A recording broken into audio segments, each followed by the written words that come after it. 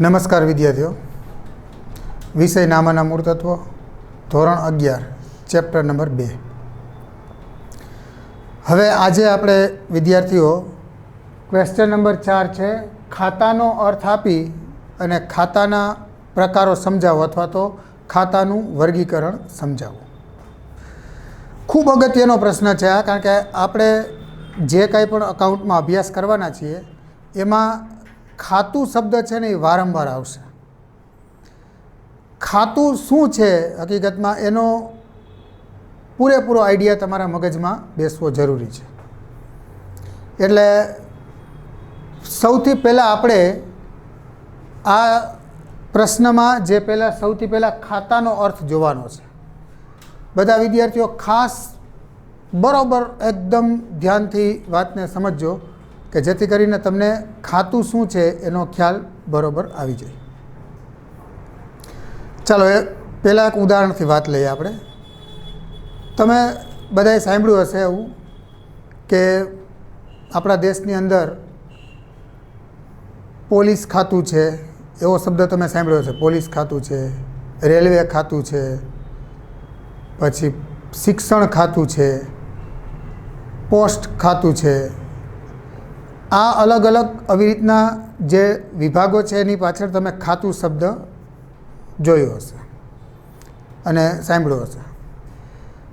હજી એક વાત લઈએ, તમે ખાતું શબ્દ બિલકુલ ક્યાં સાંભળ્યો હશે કે કોઈ પણ આપણે કરિયાણા દુકાનમાં કે દૂધ ડેરીમાં કે આપણે ખાતું ખોલાવ્યું હોય, આપણે એમ કહીએ, અને આપણું ખાતું હાલતું હોય, એટલે કે આપણે ત્યાંથી વસ્તુ ખરીદતા હોય ને એ નોંધતા જતા હોય, બરાબર. આપણું એક ખાતું પાડી દીધું હોય, એમાં નોંધતા જાય જે વસ્તુ લઈએ, પછી મહિનો કે પૂરો થાય એટલે હિસાબ કરીને આપણે એને નાણાં ચૂકવતા હોય.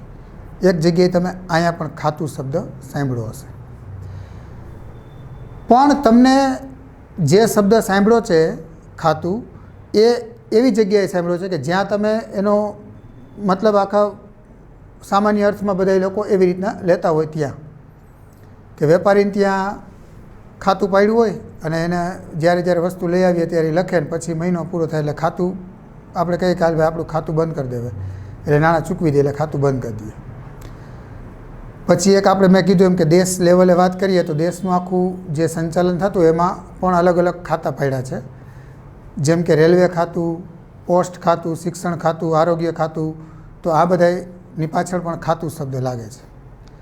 હવે તમને કંઈ જાણવા મળ્યું કે ખાતું શબ્દ જે લગાડવામાં આવે છે તો એક તરફ કયું સૂચન કરે છે, કઈ બાબત માટેનું તમને સૂચન કરે છે?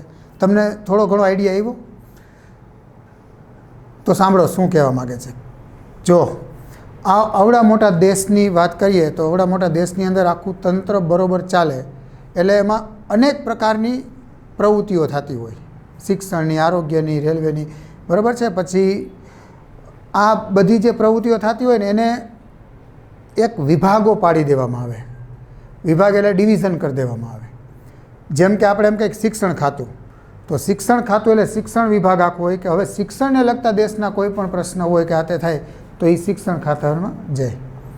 પછી આરોગ્ય ખાતું હોય, તો આરોગ્ય ખાતું એટલે આરોગ્યનું ડિવિઝન હોય આખું. એવી રીતના કે જ્યારે દેશની અંદર કોઈ પણ આરોગ્યની બાબતની કંઈ પણ સમસ્યા હોય કે કંઈ પણ આરોગ્ય માટે કંઈ નિયમો કે XYZ હાથે કરવું હોય તો એ આરોગ્ય ખાતામાં એને અસર કરે, એટલે કે એને બાબતે જોવાનું હોય છે. પછી પોલીસ ખાતું કહીએ તો દેશમાં જ્યારે કાંઈ પણ ચોરી, લૂંટફાટ કે કાંઈ એવું પ્રક્રિયા થઈ હોય ગેરવાજબી, તો ત્યારે એને પૂરી એનો નિવેડો લાવવા માટે પોલીસ ખાતું હોય તો એ એનું કામ કરશે. તો જેના કારણે બધું સરળ બને એમ, જે આવડી મોટી પ્રવૃત્તિઓ કરવાની હોય એને બધા અલગ અલગ વિભાગ પાડી દઈએ. પછી એને લગતી જે પ્રવૃત્તિ આવે ત્યારે એ વિભાગમાં જોઈન્ટ કરવામાં, એટલે કે એની હારે કનેક્ટ થાય, બરાબર છે. માનો કે અત્યારે જોઈ શકીએ કે પરિસ્થિતિ એવી હોય મહામારીની, તો કોઈ પણ આવી રીતના દેશમાં રોગચાળો ફાટી નીકળ્યો કે હાથે થયું હોય તો એ સીધી બાબત કોને અસર કરશે? આરોગ્યને. પછી માનો કે કોઈ જગ્યાએ કોઈ મોટા પાયે ઝઘડો થયો છે અને હાથે થયું છે તો તમે તરત કહેશો કે એ અસર કોને કરે? પોલીસ ખાતામાં. તો આ રીતે દેશ લેવલના સંચાલનમાં જે અલગ અલગ ખાતાઓ બનાવ્યા છે, અલગ અલગ વિભાગો બનાવ્યા છે, એટલે એની પાછળ એટલે લાગે છે ખાતું શબ્દ. તો એનો મતલબ ખાતું એટલે એક પ્રકારનું કેવું સૂચન કરે છે તમને? કોઈ વિભાગ કે કોઈ ડિવિઝન. કોઈ વિભાગ કે કોઈ ડિવિઝન હોય એને આપણે ખાતું કહીએ છીએ. બીજી વાત લઈએ આપણે કે હમણાં જોયું એમ કે કરિયાણાની દુકાને આપણે જે કહીએ કે ખાતું આપણું ચાલતું હોય અને એમાં આપણે જ્યારે વસ્તુ લઈએ ત્યારે આપણા ખાતામાં લખાવે. તો જો કરિયાણાનો વેપારી શું કરતો હોય, ખાતું એટલે કે એની પાસે એવા ઘણા બધા ગ્રાહકો હોય, આપણે એક ના હોય, તો એની પાસે એક ચોપડો હોય, એમાં એક પેજ ઉપર આપણું નામ લખ્યું હોય, એટલે આપણે જ્યારે વસ્તુ લઈએ ત્યારે એ પેજ ખોલીને એમાં જ આપણી વસ્તુ જે લઈ ગયા હોય એ લખે. પછી કોઈ બીજા ભાઈ હોય, રમેશભાઈ હોય, તો એનું ખાતું પાડ્યું હોય એમાં, તો રમેશભાઈ જ્યારે વસ્તુ લેવા આવે ત્યારે એના રમેશભાઈનું પેજ ખોલીને એમાં એન્ટ્રી લખશે. પછી મગનભાઈનું ખાતું પાડ્યું હોય તો મગનભાઈ જ્યારે વસ્તુ લેવા આવે ત્યારે એનું પેજમાં લખે. વળી આપણે લેવા જાય વળી આપણું પેજ હોય એમાં એન્ટ્રી કરે. તો એક પેજમાં બધાના આવી રીતના અલગ અલગ ડિવિઝન કરી નાખ્યા, ખાતા કરી નાખ્યા, વિભાગ પાડી દીધા છે. તો હવે તમે સમજ્યા હશો કે ભાઈ ખાતું એટલે એક પ્રકારનું વિભાગ કે ડિવિઝન છે. આ સામાન્ય બાબત છે. હવે આપણી જે નામાની ભાષામાં જે ખાતું કોને કહેવાય એ શીખવા જઈ રહ્યા છીએ. કારણ કે આપણે જે હિસાબો શીખવાના છીએ ને એમાં ખાતું છે ને એ શબ્દ તો વારંવાર આવશે જ. કારણ કે આખા હિસાબોની પ્રક્રિયા જ અલગ અલગ ખાતાઓના ધ્યાનમાં રાખીને કરવાની હશે. તો વિદ્યાર્થીઓ ખાસ ધ્યાન આપજો. ખાતું અહીંયા આપણે નામાની ભાષામાં શું છે પહેલાં અર્થ જોઈએ કે કોઈ ચોક્કસ હિસાબી સમયગાળા દરમિયાન, જો હિસાબી સમયગાળો કોઈ ચોક્કસ હોય છે, જનરલી 1 એપ્રિલથી વર્ષ સ્ટાર્ટ થાય અને 31મી માર્ચે પૂરું થાય, એટલે 1 વર્ષનો ગાળો હોય. એમ કોઈ ચોક્કસ હિસાબી સમયગાળા દરમિયાન વ્યક્તિ, માલ, મિલકત, ઉપજ કે ખર્ચ આ બધાય ખાતાના પ્રકારોમાં આવશે જે આપણે શીખવાના છીએ હજી. આ બધાયમાંથી કોઈ એક બાબત સાથે સંકળાયેલી તમામ વ્યવહારોનું નિશ્ચિત નમૂનામાં એના નિયમ અનુસાર ઉધાર અને જમા અસરો દર્શાવતું તારણ એટલે ખાતું. અર્થ થોડોક તમને ડિફિકલ્ટ થશે, તરત નહીં સમજાય, પણ હું એક સામાન્ય ભાષામાં તમને વાત કરી દઉં છું. ખાતું એટલે અત્યારે તમે એમ સમજો હજી, કારણ કે આ શબ્દમાં ઉધાર અને જમા અસરો દર્શાવતું ને એ બધી બાબતો તમારા માટે હજી આગળ થોડીક ચેપ્ટર ચાલ્યા પછી આવશે. એટલે પહેલાં અત્યારે આપણે જનરલી એનો અર્થ શું કહેવા માગે છે એ જોઈએ. તો ખાતું એટલે શું હોય છે કે ધંધામાં જે અલગ અલગ પ્રકારના વ્યવહારો થાય ને, માલ ખરીદીએ, માલ વેચીએ, માલ ખરીદેલો માલ પરત દઈએ, વેચેલ માલ પરત આવે, પછી મિલકત ખરીદીએ, ફર્નિચર, જમીન, મકાન, પછી અલગ અલગ પ્રકારના ખર્ચાઓ કરીએ, પગારના ચૂકવીએ, મજૂરીના ચૂકવીએ, પછી બેંકમાંથી નાણાં ભરીએ, બેંકમાંથી નાણાં ઉપાડીએ. આવા અલગ અલગ જે વ્યવહારો થાય, તમે જુઓ કે આ બધા વ્યવહારોમાં અમુક વ્યવહારો છે એ વારંવાર થતા હોય છે, રિપીટ થતા હોય છે. દાખલા તરીકે માલ ખરીદીએ તો એક જ વખત માલ ન ખરીદીએ. આજે માલ ખરીદ્યો તો વળી 2-4 દી પછી પાછો બીજા પાસેથી માલ ખરીદીએ તો એને ખરીદી જ કહેવાય. પછી બીજી તરફ આપણે માલ વેચતા હોય તો એક જ વખત માલ ના વેચીએ, એક ગ્રાહકને માલ વેચીએ, વળી બીજાને વેચીએ, ત્રીજાને, એમ અલગ અલગ ગ્રાહકોને માલ વેચતા હોય, એટલે એ વેચાણ કર્યું કહેવાય. હવે ખાતું એટલે શું સૂચવે છે કે એક જ પ્રકારના, ખાસ ધ્યાન રાખજો, કોઈ એક જ બાબત સાથે સંકળાયેલા તમામ વ્યવહારોનું નિશ્ચિત નમૂનામાં નિયમ અનુસાર ઉધાર અને જમા અસર દર્શાવતું તારણ. હવે ખાતું એટલે વિભાગ પાડવાનો છે. ખાતાનો આખો નમૂનો આવે, ડ્રો કરવાનો હોય. એક સાઈડ ઉધાર હોય, એક સાઈડ જમા હોય. ખાતાના 2 ભાગ હોય, એક ઉધાર બાજુ ને એક જમા બાજુ. જેમ આપણે કેમ ડાબી બાજુ ને જમણી બાજુ એમ 2 બાજુ કોઈ પણ હોય વસ્તુ, તો આપણે કેવું હોય તો આ જમણી બાજુ છે, આ ડાબી બાજુ છે, એમ આપણે કહી શકીએ. એમ ખાતું બનાવવાનું છે એટલે એક આવી રીતના ખાતાનો નમૂનો આવશે આગળ તમને, એ ડ્રો કરવાનું. એમાં આમ 2 ભાગ હોય, એક સાઈડ ઉધાર હોય, એક સાઈડ જમા હોય, આવું આવશે નમૂનો. હવે એ જે નમૂનામાં દોરીએ ને પછી એમાં વિભાગ પાડી દેવાના. કઈ રીતે? તો કે જો પેલું એક નામ આપ્યું કે ખરીદ ખાતું. તો જ્યારે ધંધામાંથી કોઈ અન્ય પેઢી પાસેથી માલ ખરીદવામાં આવે ને એને ખરીદી કરી કહેવાય. તો જ્યારે ખરીદી કરીએ એટલે એક જ સરખા લાગતા વ્યવહારોને એક જ જગ્યા ઉપર નોંધી અને પછી એનું તારણ કાઢે. તારણ કાઢવું એટલે ટોટલ મારી જોવે કે ભાઈ ટોટલ કેટલા થયા ખરીદીને. તો હવે ખરીદ ખાતું હોય તો એમાં જ્યારે માલ ખરીદવામાં આવે ત્યારે એમાં લખાય. બીજું એક ખાતું હોય વેચાણ ખાતું. તો જ્યારે આપણે ગ્રાહકોને માલ વેચીએ છીએ, એકવાર વેચો, પછી પાછો બીજાને વેચો, ત્રીજાને વેચો, એ માલ વેચાય ને ત્યારે એની નોંધ આ વેચાણમાં થાય. કારણ કે એક સરખું થયું વ્યવહારો, એક સરખા લાગતા વ્યવહારોને એક જગ્યા ઉપર નોંધી અને એના ઉપર વર્ષને અંતે કે તારણ કાઢવામાં આવે, એટલે કે બાકી શોધવામાં આવે કે ભાઈ આખા વર્ષમાં વેચાણ કેટલું થયું, ખરીદી હોય તો આખા વર્ષમાં ખરીદી કેટલી થઈ. પછી એક પગાર ખાતું હોય, તો કર્મચારીને તમે પગાર ચૂકવતા હોય તો જ્યારે પગાર ચૂકવો તો એ બાબત જ્યારે એ વ્યવહાર આવે ને ત્યારે એ પગારના ખાતામાં જાય. તો આ રીતે ધંધામાં જેવા વ્યવહારો થાય એ બધાયના અલગ અલગ ખાતા બનાવવામાં આવે છે. એક જાડો ચોપડો હોય ખાતા વહીનો, એમાં એક પાના ઉપર એક ખાતું દોર્યું હોય. હવે જે વ્યવહાર થાય ને એ વ્યવહારનું ખાતું પાડવામાં આવે. માનો કે પગારના ચૂકવ્યા તો પગારનું ખાતું હોય, મજૂરીના ચૂકવ્યા તો મજૂરીનું ખાતું હોય, પછી કમિશનના ચૂકવ્યા તો કમિશનનું ખાતું હોય, ફર્નિચર ખરીદ્યું તો ફર્નિચરનું ખાતું હોય, માલ ખરીદ્યો હોય ધંધાનો, જે ધંધા વેપારી છે જે ચીજ વસ્તુનો વેપાર કરે ને એનો માલ કહેવાય, તો એ જે ખરીદી કરી હોય તો ખરીદીનું ખાતું, પછી માલ વેચ્યો હોય તો વેચાણનું ખાતું. એમ એક પાને બધાના ખાતા દોરી. હવે એકની એક વાત રિપીટ થાય પાછી. માનો કે ખરીદ ખાતું બનાવ્યું, માલ ખરીદ્યો એટલે એકવાર લખ્યું, પછી માનો કે વળી 2 દી થયા પાછો માલ ખરીદ્યો તો એ ખરીદ ખાતામાં જ લખવાનું, કારણ કે એના જેવો જ વ્યવહાર છે. પછી ફર્નિચર ખરીદ્યું તો ફર્નિચરનું ખાતામાં લખ્યું, પછી માનો કે 2-4 મહિના પછી પાછું ફર્નિચર ખરીદ્યું તો પાછું બીજું અલગ ખાતું નહીં પડવાનું, એ ફર્નિચરના ખાતામાં જ લખવાનું. ટૂંકમાં એકની એક વાત 2 વાર આવે, 3 વાર આવે, 4 આવે તો એનું એક ખાતું એમાં જ લખતું જવાનું. એટલે એક સરખા લાગતા વ્યવહારોને કોઈ એક જગ્યા પર વ્યવસ્થિત રીતે નોંધી અને એનું પછી તારણ કાઢવામાં આવે. તારણ કાઢવું એટલે છેલ્લે એની બાકી શોધવામાં આવે કે ભાઈ ટોટલ કેટલા થયા ખરીદી, ટોટલ વેચાણ કેટલું થયું, ટોટલ પગારના કેટલા થયા, એમ તારણ કાઢીએ આપણે, જેની બાકી શોધવામાં આવે તો એ ઘટનાને એનું ખાતું પાડ્યું કહેવાય. તો તમારે અહીંયા યાદ રાખવાનું છે, ખાતું એટલે એક પ્રકારનો ધંધામાં જે બધા વ્યવહારો થતા હોય એ વ્યવહારોના એની લાક્ષણિકતા મુજબ એક સરખા લાગતા વ્યવહારોને એક જગ્યાએ નોંધવાના, વળી બીજો પાને બીજું ખાતું હોય, ત્રીજા પાને ત્રીજું, એમ બધાના જે વ્યવહારો જેવા થાય એ બધાના ખાતા પાડી દેવામાં આવશે. તો આ વાત હતી ખાતું એટલે શું. હવે એનાથી પણ હજી આગળ એને જોવું પડશે કે ભાઈ જે ધંધામાં તો અનેક પ્રકારના આવા ખાતા બનશે, જે ઘટનાઓ બને ધંધામાં એના બધાના ખાતા પાડવામાં આવે. માનો કે માલ ખરીદ્યો તો ખરીદ ખાતું, વેચો તો વેચાણ ખાતું, પછી કમિશનના ચૂકવો તો કમિશનનું ખાતું આવે, પગાર ચૂકવો તો પગારનું ખાતું આવે, સ્ટેશનરી ખરીદો તો સ્ટેશનરીનું ખાતું આવે. એમ હું ઘણી બધી વસ્તુ બોલતો જાય, બધાના અલગ અલગ ખાતાઓ આવે. તો હવે એ ખાતાઓને વર્ગીકરણ કરવામાં આવશે.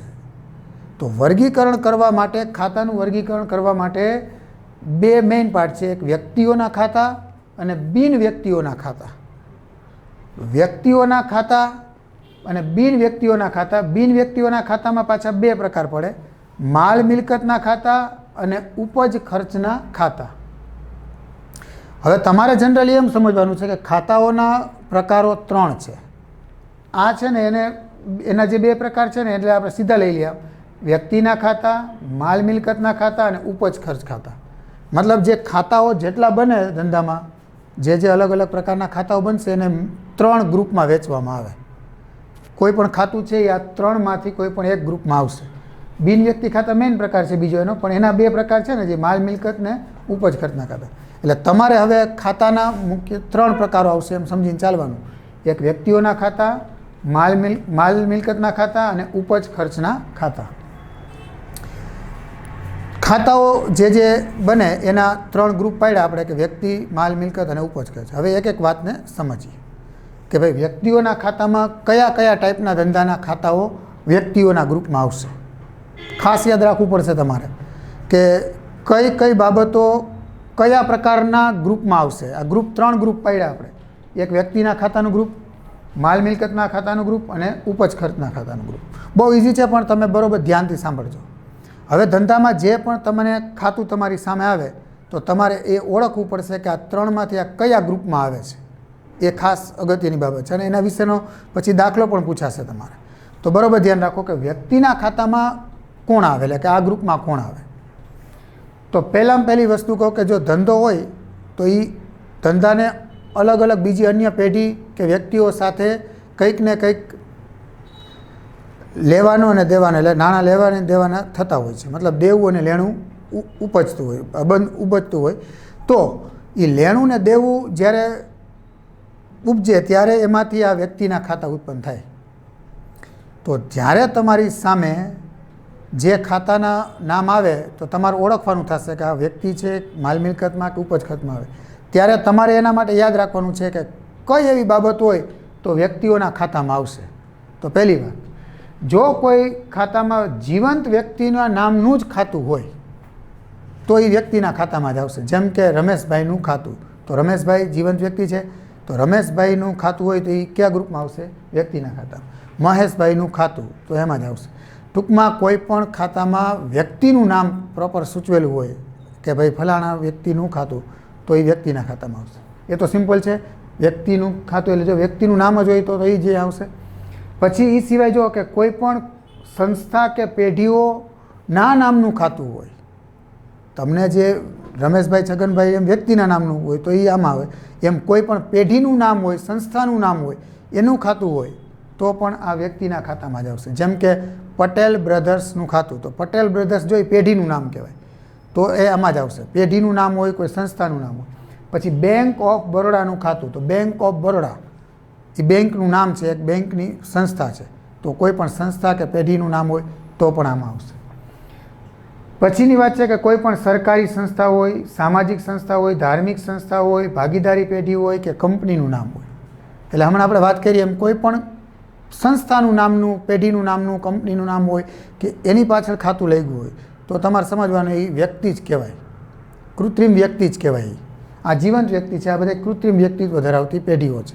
તો કોઈ પણ પેઢી, સંસ્થા, કંપની, ભાગીદારી પેઢી કે સામાજિક સંસ્થા, ધાર્મિક સંસ્થા, આવો કોઈ પણ નામ હોય તો એ બધા ખાતા આમાં આવશે. દાખલા તરીકે બોલબાલા ટ્રસ્ટનું ખાતું, તો બોલબાલા ટ્રસ્ટ એ શું છે?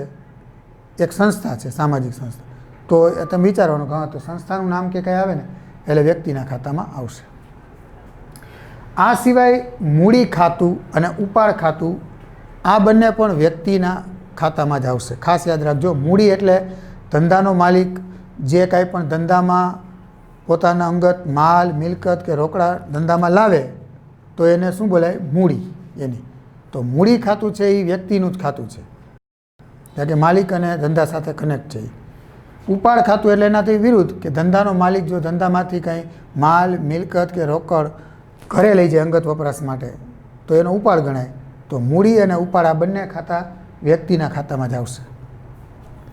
આ સિવાય અગત્યની વાત એ છે કે વ્યક્તિના ખાતામાં કોણ આવશે? તો કે ધંધા માટેનું જે કાંઈ પણ દેવું હોય એ તમને ઓળખતા આવડવું જોઈએ. કે જે કોઈ પણ બાબત એવું ખાતું હોય એ તમને લાગે કે આ તો ધંધા માટેનું દેવું કહેવાય. મતલબ આ બાબત એવી સૂચવે છે કે જે ધંધાએ આ નાણાં છે ને એ ભવિષ્યમાં ચૂકવવાના અને બાકી છે, તો એના નામનું કોઈ પણ ખાતું હોય તો એ પણ ધંધાનું દેવું કહેવાય ને એ દેવું વ્યક્તિના ખાતામાં આવશે. તો જો એના માટે એક્ઝામ્પલ છે લેણદાર ખાતું. લેણદાર કોને કહેવાય? કે ધંધાએ જેને નાણાં ચૂકવવાના બાકી હોય, મતલબ આપણી પાસે આપણો ધંધો હોય તો ધંધા પાસે જે લોકો નાણાં આપણી પાસે માગતા હોય અને આપણે એને દેવાના બાકી હોય એ લેણદારો કહેવાય. તો લેણદારનું ખાતું વ્યક્તિના ખાતામાં આવશે. પછી બેંક લોન, માનો કે આપણી પેઢીએ બેંકમાંથી લોન લીધી હોય એને બેંક લોન ખાતું કહેવાય. તો બેંકમાંથી લોન લીધી, તમારે વિચારવાનું કે બેંક લોન પેઢી માટે શું છે. તમને ઓળખતા આવડવું બહુ જરૂરી છે. જે પારિભાષિક શબ્દો હતા એમાં તમને ખાસ શીખવવામાં આવ્યું છે કે કોઈ પણ ખર્ચ છે, દેવું છે, આવક છે, મિલકત છે, લેણું છે, એ બધી કઈ બાબત કહેવાય તમને ધીરે ધીરે એનો પરિચય થતો જાય એમ તમને ઓળખતા આવડવું જોઈએ.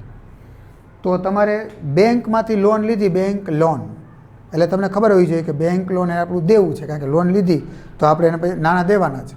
તો એને જે દેવું બનતી હોય ને જે બાબત એ પણ વ્યક્તિના ખાતામાં આવશે.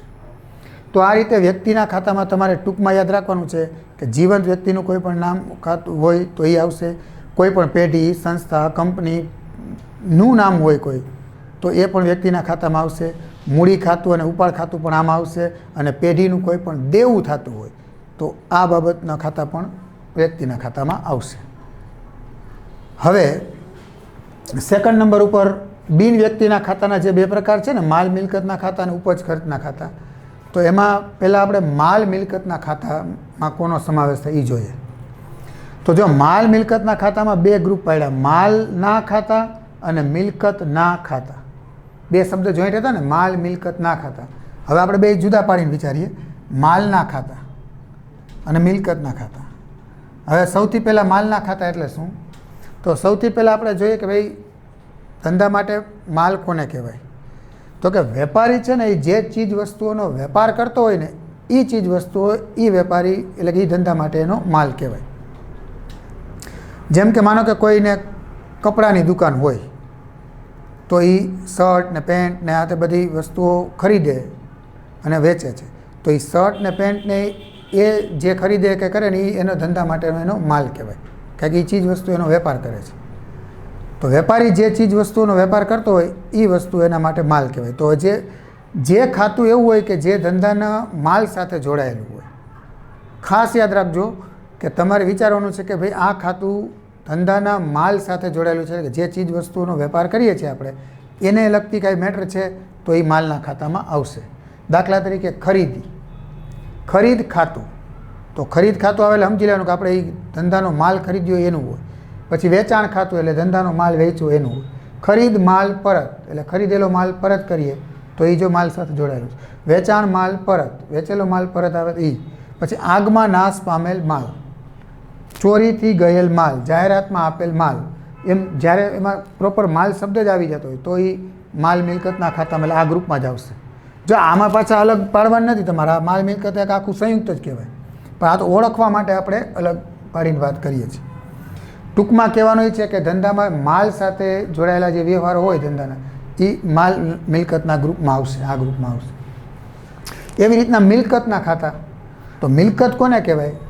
તો કે ધંધાની માલિકીની એવી ચીજ વસ્તુ કે જેનું નાણાંમાં મૂલ્ય હોય એને બધાને મિલકત કહેવાય. ધંધાની માલિકીની વસ્તુ હોવી જોઈએ, એટલે એની એ માલિકી ધંધો ધરાવતી હોય એવી ધંધાની જે બધી ચીજ વસ્તુઓ હોય, બરાબર, અને જેનું આયુષ્ય 1 વર્ષ કરતાં વધારે ચાલે એમ હોય એવી બધી ચીજ વસ્તુઓ ઉપર જેનો ધંધાનો હક હોય, ધંધાએ લીધી હોય એના નામની હોય, તો એ બધી વસ્તુઓને મિલકત કહેવાય. જેમ કે જમીન, મકાન, યંત્ર, ફર્નિચર, વાહન, આ બધી મિલકતો કહેવાય ધંધાને, જે ધંધાના નામની હોય. તો એવી જે મિલકતો આવે જ્યારે દ્રશ્ય મિલકતો હોય, અદ્રશ્ય મિલકતો હોય, પાઘડી, પેટર્ન, ટ્રેડમાર્ક, કાયમી મિલકતો હોય, ચાલુ મિલકતો હોય, રોકડ સિલક, બેંક સિલક, હાથે પછી કોઈ પણ રોકાણ કર્યા હોય આપણે, એ આપણી મિલકત જ કહેવાય. કે કોઈ લેણું હોય આપણું, તો આ બધી મિલકતો, લેણું, રોકાણ, ખાસ 3 શબ્દ યાદ રાખજો. કોઈ પણ આપણી મિલકતો હોય, લેણું હોય કે રોકાણ હોય તો એ બધા મિલકત કહેવાય. એટલે એ કયા ગ્રુપમાં આવશે? માલ મિલકતના ખાતાના ગ્રુપમાં આવશે. હવે ત્યાર પછી છેલ્લું છે ઉપજ ખર્ચના ખાતા. તો આમાં પણ 2 શબ્દો છે, ઉપજ અને ખર્ચના ખાતા. તો એક એક વાત લઈએ. ઉપજના ખાતા, ઉપજ એટલે આપણે જેને આવક કહીએ છીએ. તો ધંધાને જ્યારે કોઈ પણ આવક મળતી હોય કે ઉપજ મળતી હોય તો એ આવક કે ઉપજ મળતી હોય ને એને લગતું ખાતું હોય ને તો એ ઉપજ ખર્ચના ખાતામાં આવશે. દાખલા તરીકે આપણે કમિશન મળ્યું તો મળેલ કમિશનનું ખાતું હોય તો એ ઉપજ કહેવાય, એટલે આમાં આ ગ્રુપમાં આવશે, ઉપજ ખર્ચના ગ્રુપમાં. પછી માનો કે દલાલી મળી, વ્યાજ મળ્યું, વટાવ મળ્યો, તો વ્યાજ, વટાવ, કમિશન, આડત, દલાલી જે આ બધું મળ્યું હોય કાંઈ એમાંથી, તો એ મળેલ કાંઈ પણ વસ્તુ હોય ને વ્યાજ, વટાવ, એ આમાં આવશે.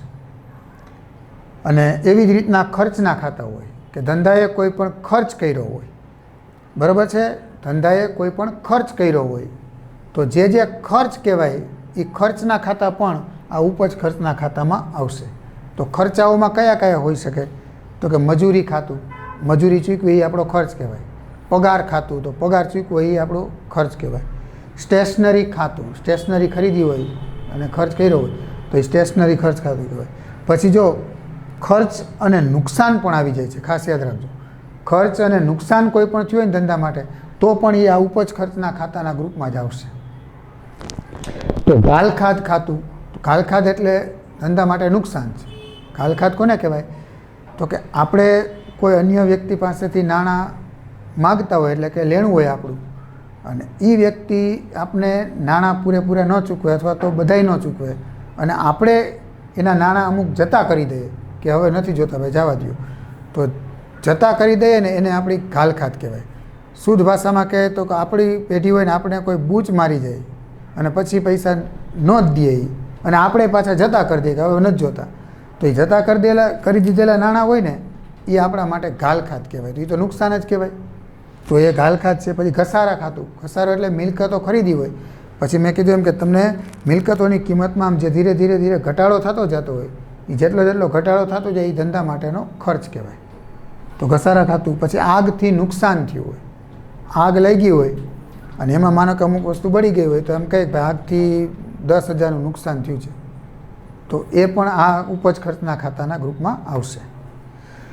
તો આ રીતે વિદ્યાર્થીઓ જે ધંધામાં અનેક પ્રકારના તમને ખાતાઓ જોવા મળશે એ ખાતાઓનું તમારે આ 3 ગ્રુપમાંથી કોઈ પણ કયા ગ્રુપમાં આવે છે એ સિલેક્શન કરવાનું ખાસ અગત્યની બાબત રહેશે. તમને અચાનક એમ કહેવામાં આવે કે ભાઈ મજૂરી ખાતું, તો 3માંથી 3 એટલે હવે તમારે આમ યાદ રાખવાનું છે, વ્યક્તિના ખાતા, માલ મિલકતના ખાતા અને ઉપજ ખર્ચના ખાતા. બિન વ્યક્તિ ખાતાને કાંઈ નહીં લેવાનું, 3 ગ્રુપ ખાસ યાદ રાખવાના છે, વ્યક્તિ, માલ મિલકત અને ઉપજ ખર્ચ. એટલે હવે હું કોઈ પણ ખાતાનું નામ બોલું તો તમારે 3માંથી કયા ગ્રુપમાં આવે એ સિલેક્ટ કરવાનું છે. પણ ખાસ યાદ રાખજો કે પહેલાં હું જે બોલું એના ઉપર તમારે વિચારવાનું કે કઈ બાબત છે, શું કહેવા માગે છે. હવે જો કેમ વિચારવાનું, તમારે વિચારવાનું કે જો એમાં કોઈ જીવંત વ્યક્તિ, પેઢી, સંસ્થા, મૂડી, ઉપાડ કે દેવ આટલામાંથી કંઈ પણ લાગતું હોય તો આ ગ્રુપમાં આવશે વ્યક્તિના ખાતા. પછી તો મારે એમ થાય કે એટલામાં જ કોઈ નથી આવતું તો બીજું એમ વિચારવાનું કે એ વસ્તુ ધંધા માટેની માલને લગતી બાબત છે કાંઈ, કે એ ધંધાની મિલકત ગણાય એવું લાગે છે, રોકાણ ગણાય એવું છે કે લેણું છે, તો આ ગ્રુપમાં આવશે માલ મિલકતના ખાતામાં. કઈ રીતે, તો કે માલને લગતી વાત છે, મિલકત, લેણું અને રોકાણ એને લગતી વાત હોય તો માલ મિલકતના ગ્રુપમાં આવશે, આમાં આવશે. અને જો એ બાબત તમારે જોવાનું કે ધંધા માટે આવક બને છે અથવા તો ખર્ચ બને છે કે નુકસાન બને છે, એવું લાગે કે આ વસ્તુ તો નુકસાન કહેવાય અથવા તમને લાગે આ ખર્ચ કહેવાય કે આ આવક કહેવાય, તો એ ઉપજ ખર્ચના ખાતામાં આવશે. તો આ રીતે આપણે ખાતાના પ્રકારોમાં વર્ગીકરણ જોયું. નમસ્તે.